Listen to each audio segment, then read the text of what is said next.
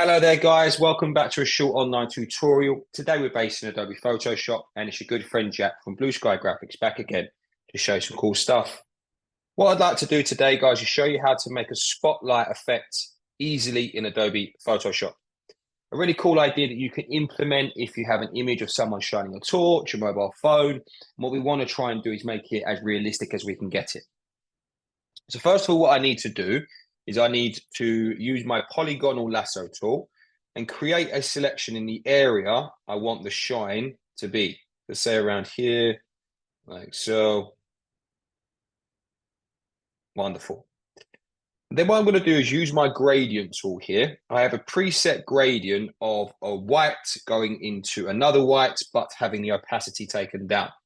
And also as well, what I have is a radial gradient. And I'm just going to come through now from the start point there and just click and drag that out to a point like so. Wonderful. Now, as you can see, that flashlight is really sort of like coming to life there, but we need to make it a little bit more realistic. So what I need to do to this layer is I need to rasterize the layer. So right click on it and rasterize. And then what I need to do is convert it into a smart object. So right click on it again and convert to smart objects. With that layer highlighted, I'm now going to come to filter, blur gallery, and we're going to use field blur.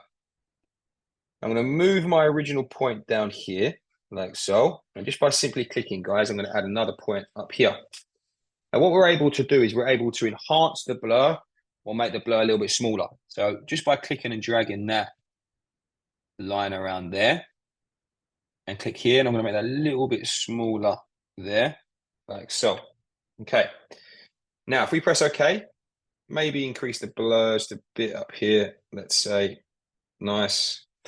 And then we're going to press OK, right? So sometimes, guys, it might take a couple seconds for the system to register the blur, but as always, perseverance is always key.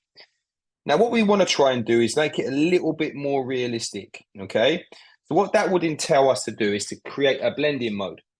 The blending mode that I'm going to go for, so with your top layer highlighted, come to your blending modes here, and the blending mode that I'm going to go for is soft light. And as you can see, our spotlight has now been created.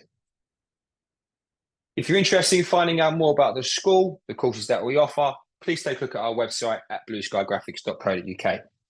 Thank you very much, guys. Take care, and I'll see you next time.